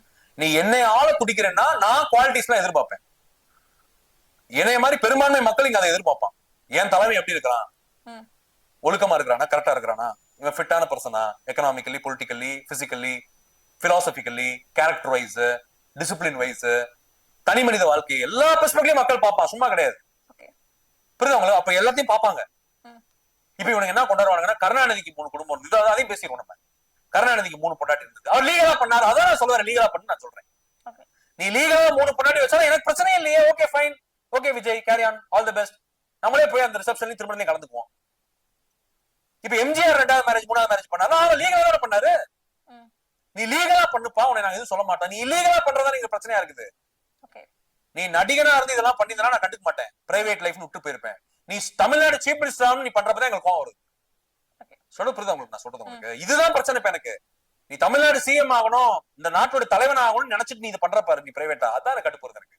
நீ நடிகனாவே இருந்து இந்த மாதிரி எத்தனை பேர் 10-20 பேர் கூட போ டெய்லி, எனக்கு என்ன பிரச்சனை இருக்குது? நான் எதுக்கு கவலைப்பட போறேன்? எனக்கு நீ பப்ளிக் லைஃப் வந்துட்ட, இப்போ உன் பிரைவேட் லைஃப் முன்னாடி கொண்டு வந்து விட்டாங்க. நான் வந்து பிரைவேட் லைஃப் தொடல, நான் விஜயோட அரசியலை பத்தி மட்டும் தான் இது வரைக்கும் பேசிட்டு இருந்தேன். சங்கீதா மேடம் ஆண்டா வந்து இப்ப கண்டென்ட் கொடுத்துட்டாங்க எனக்கு, இப்ப நான் வேற வழி இல்லாம வச்சு செய்ய வேண்டியதா இருக்கேன். அப்ப இப்போ பிரைவேட் லைஃப் பப்ளிக் லைஃப் ஆயிருச்சு. சொல்ல புரியுதா மேடம் உங்களுக்கு நான் சொல்றது? அப்ப வந்து நான் என்ன சொல்றேன், இப்ப நான் என்ன கேட்கிறேன், இந்த மேரத்தோட இந்த கல்யாண ஃபங்க்ஷனுக்கு போனேன், நாளைக்கு உன்னை சிஎம் ஆக்குவேன், 10 பொம்பளையோட 10 ஃபங்க்ஷன் நீ போவ, அப்ப நான் லூசா? நான் உன்னை சிஎம் ஆக்கிட்டு நான் பைத்தியக்காரன் நானு? நீ கவர்மெண்ட்டை விட்டுருவ, சிஎம் ஃபோக்கஸ் பண்ணி செயல்பட மாட்டேன். சினிமாக்காரனா இருந்து கூத்தாடியா இருந்து இத்தனை கோடி சம்பாரிச்சு போய் நீ இவ்வளவு வேலை கூத்து பண்ற, நாளைக்கு சிஎம்ஏ உன்னை ஆக்கிட்டோம், நீ 10 பொம்பளைல சேர்த்து வச்சுட்டு 10 ஃபங்க்ஷனுக்கு போற, நான் என்ன பண்ணுவேன்? அப்புறம் நானு உன்கிட்ட தமிழ்நாடு அரசு கொடுத்து நான் என்ன பண்றது?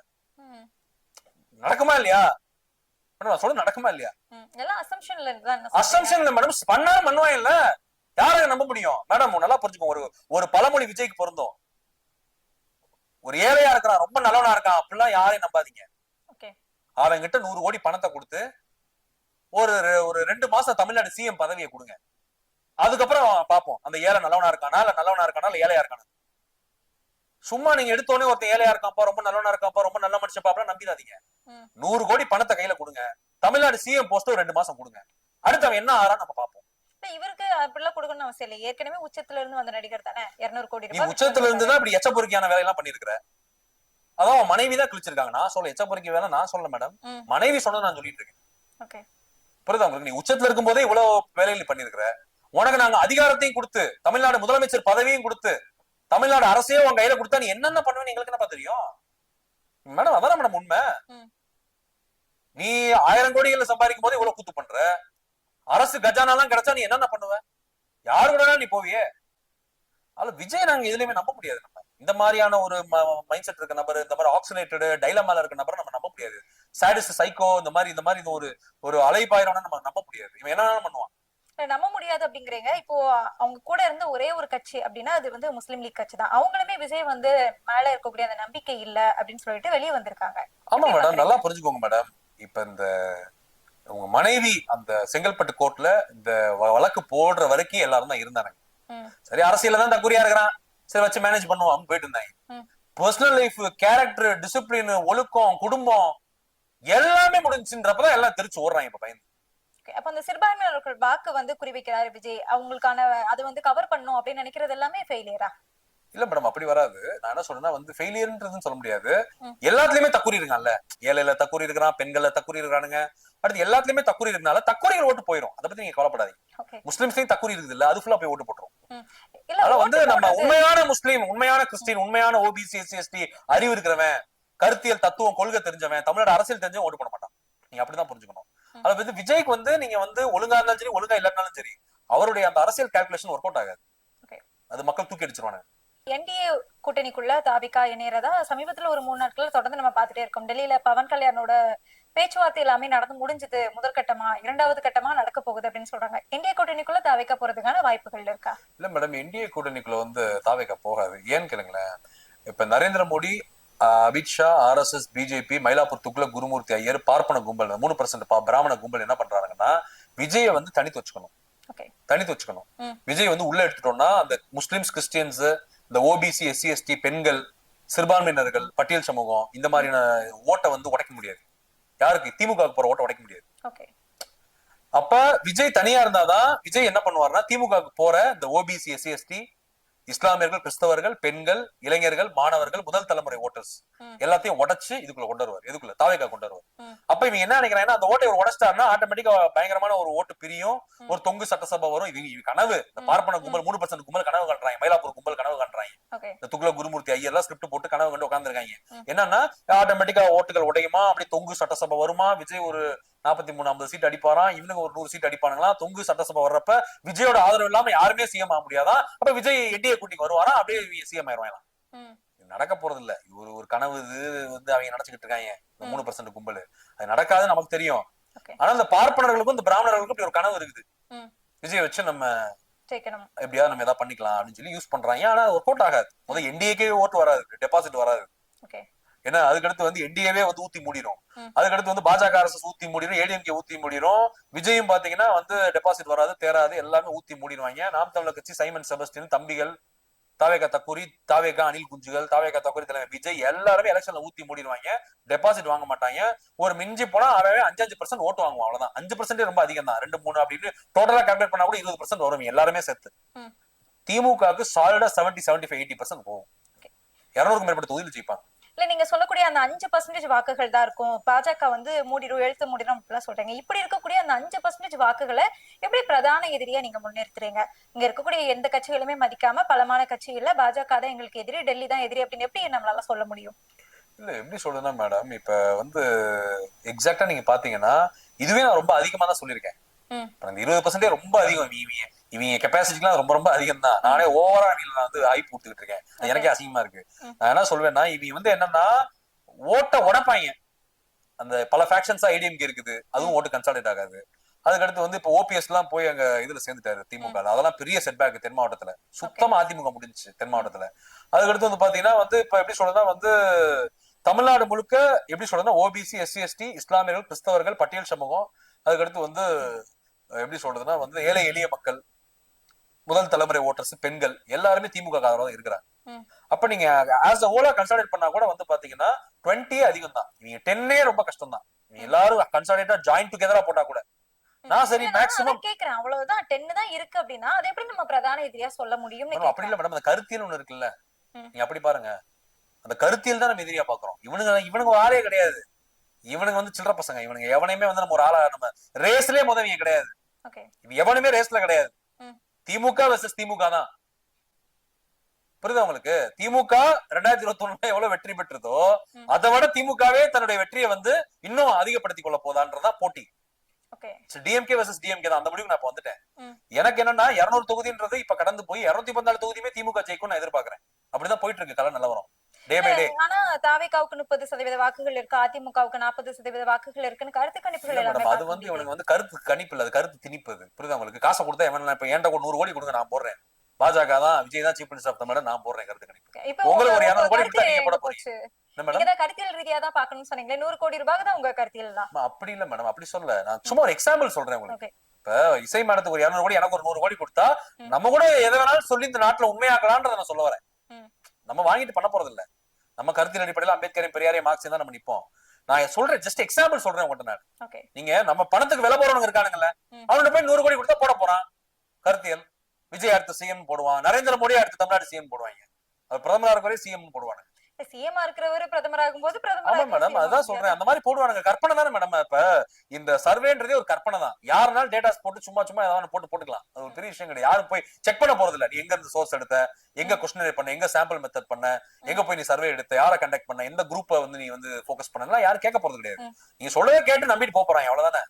இப்ப என்னன்னா மேடம், இப்ப எப்படி சொல்றதுன்னா, நான் ஏன் கருத்தியல் எதிரின்னு சொல்றேன்னா, திராவிட கருத்தியல் தந்தை பெரியார், புரட்சியாளர் டாக்டர் அம்பேத்கர், மாமேதை காரல் மார்க்ஸ், அம்பேத்கரையும் பெரியாரையும் மார்க்சியம், மதசார்பற்ற ஜனநாயக சக்திகள் திமுக, இப்ப இந்தியா கூட்டணி, அந்த மதசார்பற்ற ஜனநாயக கூட்டணி விசிக, மதிமுக, காங்கிரஸ், சிபிஐ, சிபிஎம், இது ஒரு செக்மெண்ட் நிக்குது. இது மக்களுக்கானது.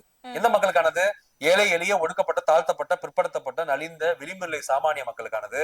பட்டியல் சமூகம், பிற்படுத்தப்பட்ட சமூகம், பெண்கள், மாணவர்கள், இளைஞர்கள், கிறிஸ்தவர்கள், இஸ்லாமியர்கள், எல்லா சமூக மக்களுக்கான ஒரு கருத்தியல் தான் இந்த கருத்தியல். இப்ப நான் சொல்றேன் இந்த கருத்தியல். அப்படி நீங்க எதிர்ப்புறவாங்க. சனாதன தர்மம், வர்ணாசிரமம், மனுஸ்மிருதி, ஜாதி கட்டமைப்பு, மத கட்டமைப்பு, மூட நம்பிக்கை, இந்து மதம், பார்ப்பனிய மேலாதிக்கம், 3% பிராமண கும்பலுடைய ஆதிக்கம், 3% பிராமணர்களுக்கான ஆட்சி, இந்து ராஷ்டிரா, பிராமின் ராஷ்டிரா, ஹிந்து மதம், இந்து மதவெறி, ஜாதி வெறி, சனாதன சங் பரிவார் கும்பல், பகவத்கீதை, இந்து மத கடவுள்கள், பூஜை புனஸ்காரம், சடங்கு, சாஸ்திரம், சம்பிரதாயம், அப்புறம் வேதங்கள், இந்த மாதிரியான ஒரு மதவாத ஒரு வலதுசாரி அணி ஒண்ணு இருக்குது. இந்த கும்பல் வந்து அல்டிமேட் எய்ம் என்னன்னா, பார்ப்பனர்கள் அதிகாரத்துக்கு கொண்டு வரணும், பிராமண கும்பல் அதிகாரத்துக்கு கொண்டு வரணும், அவ்வளவுதான். அப்ப இந்த கோட்பாடு ஒண்ணு இருக்குது. இதோட வரலாறே வந்து அழிப்பது, வெறுப்பது, கெடுப்பது, நாசமாக்குவது, இடிப்பது, தகர்ப்பது, வெறுப்பரசியலை பரப்புவது, மக்களை வந்து ஜாதி ரீதியா மத ரீதியா பிளவுபடுத்துவது. இதுதான் பாஜக அரசுடைய பார்ப்பன பிராமண கும்பல். 3% இந்த சைடு இருக்கவங்க பண்றது இல்லையா மேடம்? அவங்க பண்றது இல்ல மேடம். அவங்க எங்க பண்ணாங்க இந்த மாதிரி? இல்ல, பண்றதா எதிர்க்காமையோ அதுக்கு எந்த ஒரு நடவடிக்கையும் எடுக்காம இருக்கிறதும் அது ஆதரிக்கிற மாதிரி தானே? இல்ல மேடம், அப்படி இல்ல. அது வந்து இவங்க வந்து வரலாற்று படி பாத்தீங்கன்னா, நான் ஓபனா ஒத்துக்கிறேன், காங்கிரஸ் கிட்ட ஒரு சாஃப்ட் இந்துத்துவா இருக்குது. நீங்க பாஜக மைனஸ் மதவெறி இஸ் ஈக்குவல் டு காங்கிரஸ். புரியுதா உங்களுக்கு? காங்கிரஸ் பிளஸ் மதவெறி இஸ் ஈக்குவல் டு பாஜக. ஆனா ரெண்டுமே ஒண்ணுதான். காங்கிரஸும் பாஜகவும் பெரிய வேற்றுமை நீங்க படுத்த வேண்டாம். மாநில சுயாட்சியில இருந்து, கோஆபரேட்டிவ் ஃபெடரலிசம்ல இருந்து, மாநில உரிமைகள்ல இருந்து, தென்னிந்தியாவை இவர்கள் புறக்கணிப்பதுல இருந்து, தமிழ்நாட்டை வந்து இவர்கள் வஞ்சிப்பதுல இருந்து, காங்கிரஸ் பாஜக ரெண்டுமே ஒண்ணுதான் அந்த பெர்ஸ்பெக்டிவ்ல. ஆனா என்ன, கொஞ்சம் காங்கிரஸ் வந்து கொஞ்சம் சோசியலிசம், டெமோக்ரஸி, காந்தியன், நேருவியன், அப்படியே வந்து கொஞ்சம் அந்த ஒரு ஃபார்வர்ட் செட்டப்குள்ள வரும். இந்த ஒரு ரேஷனல், ஒரு ஃபார்வர்ட், ஒரு டெமோக்ராட்டிக் பாத்வேக்குள்ள வரும். அதனால தூக்கி இந்த அலையன்ஸ் போட்டு வச்சிருக்கிறோம். புரியுது உங்களுக்கு? ரெண்டுமே ஒண்ணு கொண்டு சலைச்சது கிடையாது. அதான் நான் ஒத்துக்கிறேன், காங்கிரஸும் நிறைய பண்ணுச்சு, அட்டூழியங்கள் அராஜகங்கள் பண்ணுச்சு இந்தியால, அதுல மாற்றுக்கிறதே கிடையாது. 70 வருஷம் ஆட்சியில பண்ணுச்சு. ஆனா பாஜக வந்து ஹார்டா பண்றா, சாஃப்டா பண்ண, அவ்வளவுதான் வித்தியாசம். இந்த பக்கத்துல இருக்கக்கூடிய டிஎம்கே எதுவும் பண்ணதில்லைன்னு சொல்றீங்களா? வந்து எப்படின்னா மேடம், அதோட கருத்தியல் கொள்கை கோட்பாடே வந்து ஒரு மக்களுக்கானதானே. அது அம்பேத்கர், பெரியார், மார்க்ஸ்னு வச்சுக்கோங்க. இப்ப தந்தை பெரியாரே வந்து மக்களுக்கானவர் தானே. டிஎம்கே அவங்களோட கொள்கை தலைவர் அப்படிங்கறத தாண்டி நீங்க சொன்ன வரலாறு எடுத்துக்கிட்டோம்னா, தாமிரபரணி படுகொலை அதையும் நம்ம எடுத்துக்கலாம். இப்போ நடக்கக்கூடிய ஜாதிய படுகொலைகள், நாங்குநேரி, தஞ்சாவூர்ல விஜய்க்கு பார்க்க போய் அடிப்பட்ட மாணவனா பார்க்க போறாங்க டிஎம்கேல இருந்து. ஆனா நாங்குநேரியில ஜாதிய படுகொலை செஞ்சா அந்த குடும்பத்தை போய் சந்திக்க போகலையே. சோ இதெல்லாம் என்ன சொல்றீங்க? அதான் மேடம், எனக்கு புரியுது நீங்க சொல்றது. நல்லா புரிஞ்சுக்கோங்க. இதற்கு முழு முதற் காரணமே ஜாதி சங்கங்கள், மதவெறி சங்கங்கள், ஜாதி அமைப்புகள், ஜாதிய கட்டமைப்பு, மூட நம்பிக்கை, இந்து மதம், ஜாதி வெறி, மதவெறி, ஆண்ட பரம்பரை பெருமை, ஆண்ட பரம்பரைடா, நாங்கெல்லாம் சோழன்டா, சேரன்டா, பாண்டியன்டான்னு இந்த சுத்திட்டு இருக்காங்க வெட்டி பசங்க தென் மாவட்டத்துல. இவனுங்க தான் காரணம். தயவுசெய்து அதை புரிஞ்சுக்கோங்க. திமுக வந்து இவர்களை மேம்படுத்த பார்க்கிறது. திராவிட மாடல், தந்தை பெரியாருடைய திராவிட கருத்தில் இவர்களுக்காக என்றுமே திறந்த வாசலா தான் இருக்குது. இவர்கள் மேம்படுத்தி வாழ்க்கையில முன்னேறுவதற்கு, கல்வி, பொருளாதார, வேலை வாய்ப்பு, சுகாதாரம், நல்ல வாழ்வியல் சூழல், நல்ல ஒரு பெர் கேப்ஷியா இன்கம், நல்ல ஒரு லிவிங் ஸ்டாண்டர்ட் ஆஃப் லைஃபை கொடுக்க திமுக அரசும் தமிழ்நாடு அரசும் என்றுமே தயாரா தான் இருக்குது. அதற்கான வாய்ப்புகளை உருவாக்கி தான் கொடுத்திருக்கு. ஆனாலும் இவனுங்க வந்து இந்த சனாதன சங் பரிவார் கும்பல், ஆர்எஸ்எஸ், பாஜக கும்பல் வந்து இந்த சூழ்ச்சிகளை பண்ணிக்கிட்டே இருக்கான் தென் மாவட்டம் முழுக்க. ஏன் சென்னையில நடக்கிறது இல்ல சொல்லுங்க நீங்க? சென்னையில இந்த மாதிரி நடக்குதா? நடந்துட்டு தான் இருக்கு. சென்னையிலயும் நடந்துட்டு சென்னையில அங்கங்க நடக்கும், கொலைகள் நடக்கும், ஜாதி இதுகள்லாம் நடக்கும். தென் மாவட்டமா நடக்குதான் நான் கேக்குறேன். இன்னைக்கு சென்னை தான் தமிழ்நாட்டுல பாதுகாப்பா இருக்கு. அதான் நான் பல நேரங்கள்ல சொல்லிட்டு இருக்கேன். சென்னை தமிழ்நாட்டுல பாதுகாப்பா இருக்கு. சென்னையை நீங்க தாண்டி மேல்மருவத்தூர் தாண்டிட்டாலே முடிஞ்சு. அங்க ஃபுல்லா பாத்தீங்கன்னா ஜாதி, மதம், மூட நம்பிக்கை, பிற்போக்கு சிந்தனை, ஏற்றத்தாழ்வுகள், ஜாதி வெறி, மதவெறி, ஜாதி ஆணவ படுகொலைகள், ஜாதி வெறி படுகொலைகள், காதல் திருமணம் பண்ணா படுகொலை, இப்படிதான் இருக்கு தமிழ்நாடு. நான் ஒத்துக்கிறேன். இல்ல அங்கேயும் டிஎம்கே தானே ஆட்சி செய்யறாங்க. அதுதான் மேடம் நான் சொல்றேன். அதுதான் நான் சொல்றேன். இன்னும் நம்ம நிறைய சீர்திருத்தம் பண்ணணும். தந்தை பெரியாருடைய திராவிட கருத்தியலை, சுயமரியாதை பிரச்சாரம், பகுத்தறிவு பிரச்சாரம் அதிகமா தேவைப்படுது. ஜாதி மத ஒழிப்பு நடவடிக்கைகள் தேவைப்படுது. அதுதான் நான் சொல்றேன். இதெல்லாம் செய்யணும்னா முதலில் கடவுள் ஒழிப்பு வேலையில இறங்கணும்னு நான் சொல்றேன். இதை சொன்னா இப்ப நீங்க வந்துருவானுங்க, கமெண்ட் செக்ஷன்ல வந்துருவானுங்க. நீங்க கடவுள் ஒழிப்பு பண்ணாதான் மேடம் இது மாறும். இதை நீங்க நல்லா புரிஞ்சுக்கோங்க. இத கருத்திலாவும் நம்ம கொண்டு போவோம் நேர்காணல. ஏன்னு கேளுங்களேன், நீங்க கடவுள் ஒழிப்புன்ற ஒரு விஷயத்துல இறங்கணும்னு வச்சுக்கோங்க. இங்க எல்லாமே பாத்தீங்கன்னா மூட நம்பிக்கை, ஜாதி, மதம், பிற்போக்கு சிந்தனை, ஏற்றத்தாழ்வு, காட்டு மிராண்டி வாழ்க்கை, கீழ்த்தரமான வாழ்க்கை, அயோக்கியத்தனமான வாழ்க்கை, 24 நேரமும் பூஜை, சடங்கு, சாஸ்திரம், சம்பிரதாயம், பொருளாதாரம், நேரம், காலம் எல்லாத்தையும் கொண்டு போய் எதுல விரயம் பண்றான்? கடவுள், மதம். அப்ப அந்த கடவுள் ஒழிப்பு பிரச்சாரம், கடவுள் இல்லைன்ற பிரச்சாரத்தை நீங்க தமிழ்நாடு முழுக்க மேற்கொண்டாதான் இந்த சீர்திருத்தம் வரும். இவன் மேலை நாடுகளை பார்ப்பான், அமெரிக்கா பார்ப்பான், ரஷ்யா பார்ப்பான், யூரோப் பார்ப்பான், சைனா பார்ப்பான், உலக நாடுகளை ஃபுல்லா இவன் பார்த்து இவன் நல்ல ஒரு பாதைக்கு வருவான். அந்த மேம்பட்ட கருத்தில தான் தந்தை பெரியார் வந்து இவங்களுக்கு பிஎஸ்சி தீசிஸ் மாதிரி போட்டு போட்டு கொடுத்தாரு. கடவுள் ஏன் இல்லைன்னு சொல்றேன், கடவுள் மறுப்பு என்ன, ஜாதி மறுப்பு என்ன, மூட நம்பிக்கை ஒழிப்பு, பார்ப்பன எதிர்ப்பு, பெண் விடுதலை, சுயமரியாதை, சமூக நீதி, ஜாதி ஒழிப்பு, எல்லாமே ஒரு தியரி மாதிரி தீசிஸ் மாதிரி போட்டு கொடுத்தாரு இவனுங்களுக்கு. ஒப்பற்ற தலைவன் தமிழ்நாடு கிடைச்சாரு தந்தை பெரியார். ஆனா இவனுங்க அவரையும் இவனுக்கு பிடிச்சிக்கல. இன்னும் அந்த தென் மாவட்டங்களும் தமிழ்நாடு பல பகுதிகள் இன்னும் மோசமா தான் இருக்கு, இன்னும் கீழ்த்தரமா தான் இருக்கு. நான் பலமுறை நான் சொல்லிட்டு இருக்கிறேன். அப்ப நீங்க தென் மாவட்டத்துக்கு ஏன் நடக்குது? முதல் ஜாதி சங்கத்தை தடை பண்ணுங்க, மதவெறி சங்கங்களை தடை பண்ணுங்க, மத பிரச்சார சங்கங்களை தடை பண்ணுங்க. ஜாதி ஆண்ட பரம்பரை கும்பல் 39 தென் மாவட்டத்துல அரசு பண்ணி தூக்கி உள்ள போடுங்க எல்லாரையும். ஆண்ட பரம்பரை ஜாதி வெறி மதவெறி பேச்சு பிரச்சாரம் பண்ணான்னா அரசு பண்ணி அடிச்சு காலோட தூக்கி உள்ள போடுங்க ஜெயில. நடக்குமா அப்புறம் அந்த மாதிரி? ஆனா நான் என்ன சொல்றேன்னா, இதான் சொல்றேன் மேடம், இது ஜாதி, மதம், கடவுள், இந்த 3 தான் தமிழ்நாட்டை சீரழிச்சிட்டு இருக்கு. அதான் பெரியாரே சொல்லிட்டார்ல, ஜாதி உன்னை சாக்கடையாக்கும், மதம் உன்னை மிருகமாக்கும். இதுக்கு மேல என்ன சொல்ல முடியும்? 2 வார்த்தையில முடிஞ்சு. மூட நம்பிக்கை ஒழிப்பு, கடவுள் ஒழிப்பு, இதுதான் மனித விடுதலை அப்படின்ட்டு. ஜாதி ஒழிப்பு, இதுதான் தமிழ் தேசியம் அப்படின்ட்டு. இதுக்கு மேல இவங்களுக்கு என்ன? இது அவ்வளவு 8 பாயிண்ட்ல முடிச்சிட்டாரு பெரியார். உலக வாழ்க்கையவே அளந்துட்டாரு. இன்னும் இவனுக்கு அதை புரிஞ்சுக்கல. இல்ல இந்த கருத்தியல் இந்த இதெல்லாம் தாண்டி வரலாறு அதெல்லாம் தாண்டி இப்போ நடைமுறை அரசியலை எடுத்துக்கிட்டோம் அப்படின்னாலே இங்க வந்து நிறைய குறைபாடுகள் இருக்கு. இது எல்லாத்தையுமே சரி செய்யணும் அப்படிங்கிறதுக்காக தாவிக ஒரு சில வாக்குறுதிகள் எல்லாமே அறிவிச்சிருக்காங்க. இதை எப்படி சார் செய்ய போறீங்க? உங்களுக்கு எப்படி நீதி கிடைக்கும்? இப்பவே நீங்க கடன்ல இருக்குதுன்னு சொல்றீங்க, எப்படி செய்ய போறீங்க அப்படின்னு கேட்கும்போது, ஸ்டாலின் அவர்கள் வந்து ஊழல் செய்யக்கூடிய அந்த 30% டாக்ஸ் அதை எடுத்தாலே வந்துட்டு நம்ம இது எல்லாத்தையுமே சரி செஞ்சிடலாம் அப்படின்னு சொல்றாங்க. இப்ப அவங்க ஊழல் செஞ்சாங்கன்றதுக்கு என்ன ப்ரூஃப் இருக்கு? இதான் தக்குரித்தனம்ன்றது. நம்ம அந்த தக்குரித்தனத்தின் உச்சம் நான் ஏன் சொல்றேன்னா, ஸ்டாலின் அவர்கள் 30% ஊழல் பண்ணியிருந்தாரு. அந்த ஊழல் பணத்தை வந்து நாங்க வந்து எடுத்து நாங்க பண்ணுவோம்னா, எப்ப ஊழல் பண்ணாரு, எப்படி அதை கண்டுபிடிச்ச, அதுக்காக டேட்டாஸ் இருக்கா, டாக்குமெண்ட் இருக்கா, ரெக்கார்ட் எவிடன்ஸ் இருக்கா, ஓரல் எவிடன்ஸ் இருக்கா, டாக்குமெண்ட் எவிடன்ஸ் இருக்கா, என்ன ப்ரூஃப் இருக்கு, யார் மூலியமா இந்த டேட்டாஸ் வந்தது, சோர்ஸ் வந்தது, சரி 30% அடிச்சு எங்க பதுக்கி வச்சிருக்காங்க, அதோட டேட்டாஸ் இருக்கா, சுவிஸ்ல இருக்கா, இல்ல வேற எதுவும் இந்த லோக்கல் பேங்க்ல இருக்கா, இல்ல வீட்டுல இருக்கா, கோபாலபுரம் வீட்டுல இருக்கா, இல்ல சிரண்டம் ரோடு ஆழ்வார்பேட்டை வீட்டுல இருக்கா, முதலமைச்சர் வீட்டுல, இல்ல எப்படி உனக்கு அந்த தகவல் வந்தது? 30% இல்ல அதுக்கு அதிகமாவா, இல்ல அதுக்கு கம்மியாவா? யோசிச்சு பாருங்க. இந்த மாதிரி நான் பலமுனை கேள்விகள் நான் கேட்பேன்ல, சும்மா தக்குரித்தனமா ஏதாவது சொல்றது. அவருக்கு ஒரு 100% அடிச்சு வச்சிருக்காங்க, அதை நம்ம எடுத்தாலே ஒரு 10 வருஷம் கவர்மெண்ட் நடத்தலாம். இப்படிதான் அதாவது லூசு தரமா பேசுறது. அடிச்சாங்கன்னா எனக்கு நீ ப்ரூஃபோட ப்ரூவ் பண்ணு, இல்ல வழக்கு போடு ஹைகோர்ட்ல. 30% அடிச்சிருக்காங்க, 30,000 கோடி கூட வச்சுக்குவோம். 30% 30,000 கோடி அடிச்சிருக்காங்க, எங்களுக்கு அதை கொடுக்க சொல்லுங்க. திரும்ப போன 5 வருஷம் இருந்தப்ப அடிச்சிட்டாங்க, திரும்ப ரீஃபண்ட் பண்ண சொல்லுங்க. அந்த ரீஃபண்ட் வச்சு நாங்க ஒரு 10 வருஷம் கவர்மெண்ட் நடத்தணும், சிறப்பா ஒரு பைசா கூட நாங்க திருடாம நடத்துறோம் அப்படின்னு சொல்லுங்க. டே, உங்க கட்சியில போஸ்டிங்கே 10 லட்சம் வாங்கிட்டு தாண்டா போடுறீங்க, ஜாதி பார்த்தாண்டா போடுறீங்க. தாவேகால ஜாதி பார்த்துதான் மாவட்ட செயலாளர், கிளை செயலாளர், மாநில பொறுப்பு, லட்சக்கணக்கில் புஷி ஆனந்த் காசு வாங்கிட்டு தான் போஸ்டிங் போட்டுக்கிட்டு இருக்கு. அந்த பயவுல புஷி ஆனந்த் பயவுல இதுல நீங்க தெரிஞ்சுக்கோங்க லட்சம் என்ன. இன்னைக்கு வேற வேட்பாளர்களுக்கு வந்து நேர்காணல் வேற போயிட்டு இருக்குன்னு சொல்றாங்க. மேடம் எல்லாமே காசுதான். புஷி ஆனந்த் எல்லாம் வந்து அக்கௌண்ட் வந்து கிரெடிட் ஆனதான் அங்க இதே கொடுப்பாரு, சைனே போடுவாரு. இதுதான் அந்த இன்டர்வியூவா? ஆமா. இப்ப என்னன்னா கேட்பாரு, எவ்வளவு செலவு பண்ணுவீங்க, எனக்கு எவ்வளவு கட்டிங் கொடுப்ப, தலைவனுக்கு எவ்வளவு கொடுப்ப, கமிஷன் எவ்வளவு கொடுப்ப, ஃபீல்டுல எப்படி வேலை பார்ப்ப, உண்மையிலே ஜெயிச்சிருவியா, பல டிரான்சாக்சன் அந்த கிரெடிட் ஆகணும். புஷி ஆனந்தோட ஜிபேல பேங்க் அக்கௌண்ட்ல கிரெடிட் ஆனாதான் புஷி ஆனந்த் வேலையே பண்ணுவாரு. சைன் போட்டு உனக்கு போஸ்டிங் கொடுப்பாரு, சீட்டு கொடுப்பாரு. இப்ப நீங்க இதை பத்தி பேசுறீங்களா? நான் என்ன கேக்குறேன்னா, விஜய் பெரிய ஒழுங்கா நான் கேக்குறேன். 10,000 கோடி நீ எப்படி சேர்த்த? பிளாக்ல டிக்கெட் தானே சேர்த்த? பிற்படுத்தப்பட்ட, ஒடுக்கப்பட்ட, தாழ்த்தப்பட்ட, ஏழை எளிய அன்றாடங்காட்சி ரசிகனோட ரத்தத்தை உறிஞ்சுதானே சேர்த்த? சொல்லுங்க மேடம் நீங்க. டேய், எம்ஜிஆர், சிவாஜி கணேசன் அந்த காலத்து 6 லட்சம் 10 லட்சம் தானே வாங்கினாங்க. பெரிய சூப்பர் ஸ்டார் அவங்க எல்லாம்.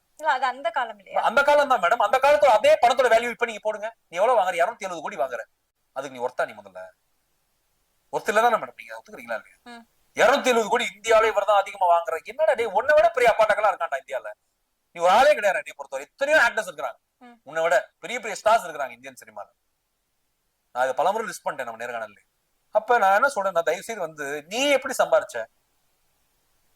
சொத்து வரி கட்ட மாட்டேன்ற, புலிப்படத்தோட வருமானத்தை பதுக்கி வச்ச, 1.5 கோடி ஃபைன் போட்டாங்க, இன்னும் கட்டல. முதல்ல நீ பெரிய ஒழுங்கா? கார் வந்து இங்க வாங்கினா டாக்ஸ் அதிகமா வருதுன்னு சொல்லி வேற ஊர்ல போய் வாங்குற காரை. புதுச்சேரி தானே வாங்குது. எங்க வாங்குனது? புதுச்சேரி. ஏதோ ஒரு ஊர்ல போய் வாங்கினாரு காரு. பாண்டிச்சேரியில போய் கார் வாங்குற. நீயே ஊழல்வாதி, நீயே லஞ்சவாதி. நீ பேசலாமா அதை பத்தி? நான் கேக்குறேன்.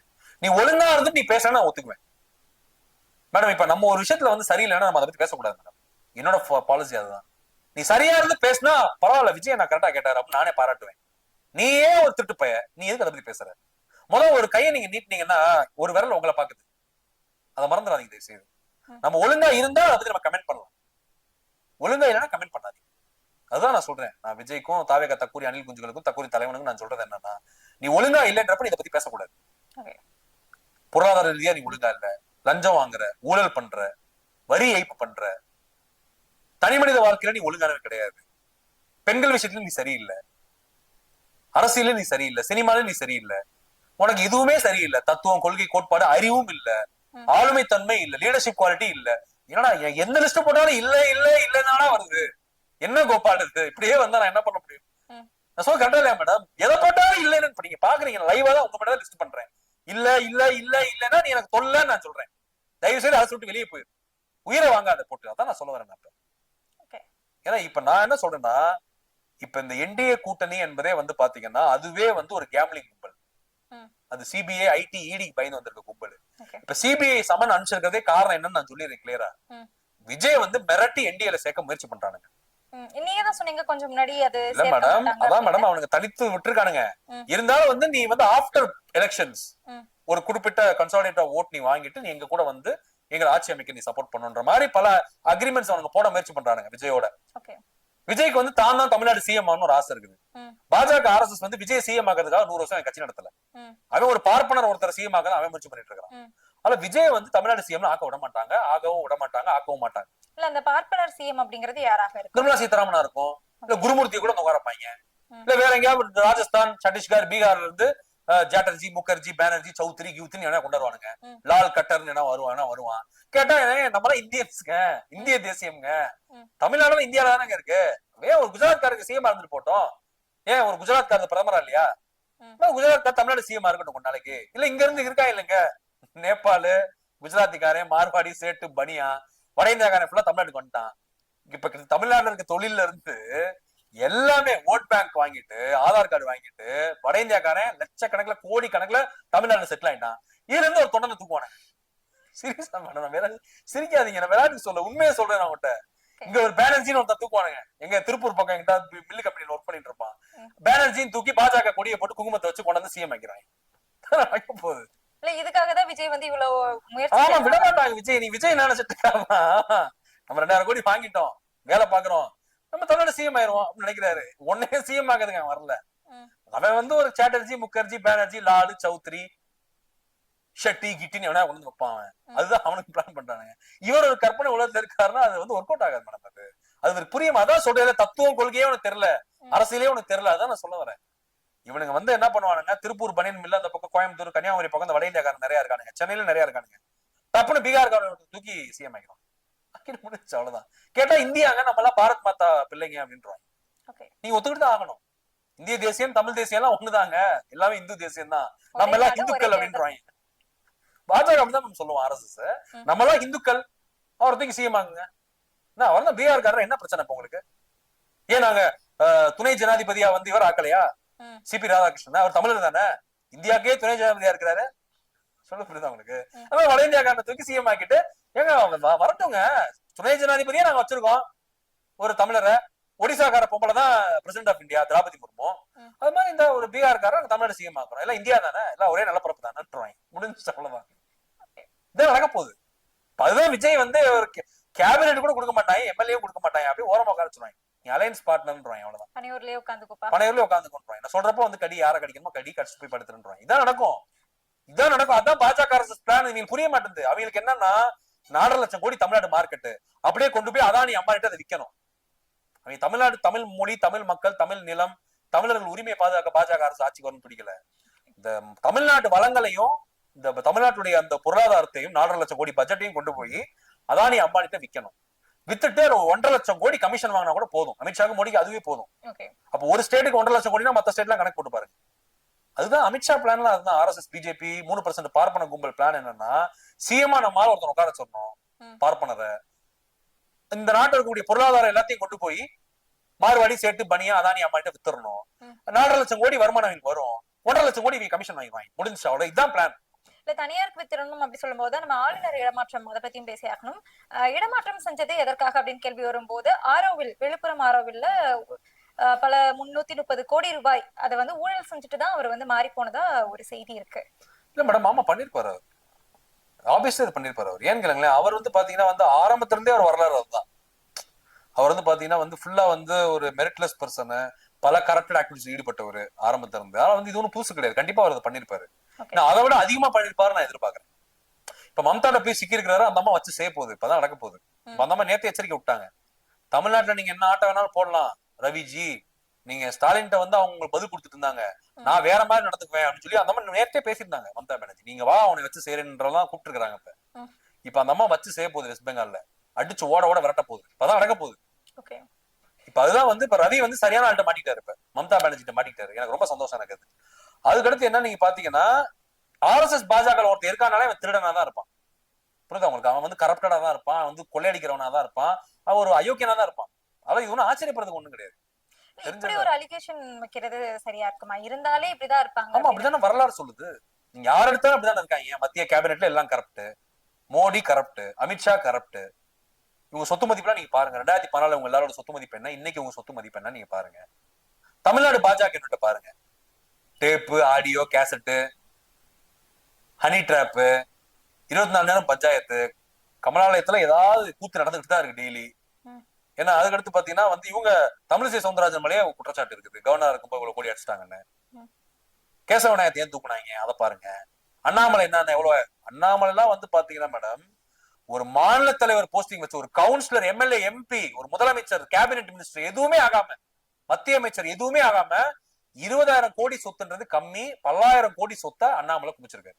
IPS retired Tamil Nadu state BJP president எல்லாரையும் மிரட்டி 10,000 கோடி குமிச்சிருக்காங்க அண்ணாமலை. இப்ப இதான் வரலாறு பாருங்க. இப்ப வானதி என்ன ஒழுங்கா தன்னோட ஆபீஸ்ல தன லாபம்னு போட்டு வச்சிருக்கு.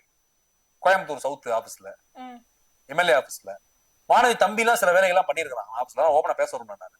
அப்ப நீங்க பாருங்க, வானதி கரப்ட், எல்லாருமே கரப்ட். ஹெச் ராஜா கரப்ட், கட்சிக்கு தேர்தலுக்கு கொடுத்த காசை கொண்டு வீடு கட்டிட்டான் ஹெச் ராஜா 4 கோடிக்கு.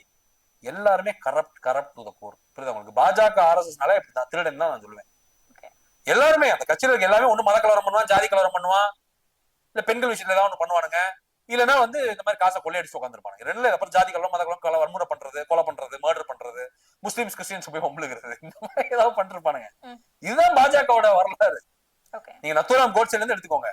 அவங்க தலைவர்கள் வீர சர்வார்கர், சர்வார்கர், அடுத்து வந்து இந்த கோவல்கர், ஹெக்டேக்கர், இவங்க தலைமை ஃபுல்லாவே கரப்ட் தான். வாஜ்பாய் ஒத்துக்கலாம், அவர் அந்த மாதிரி கிடையாது. அவரை நம்ம என்னைக்குமே மதிப்போம். மத்த எல்லாருமே பாஜக கரப்ட் தான். யாரையுமே நீங்க வந்து எடுத்துக்க முடியாது. ஒரு நல்ல உதாரணமா. நன்றி சார், நிறைய தகவல்களை பகிர்ந்தீங்க. நன்றி. நன்றி.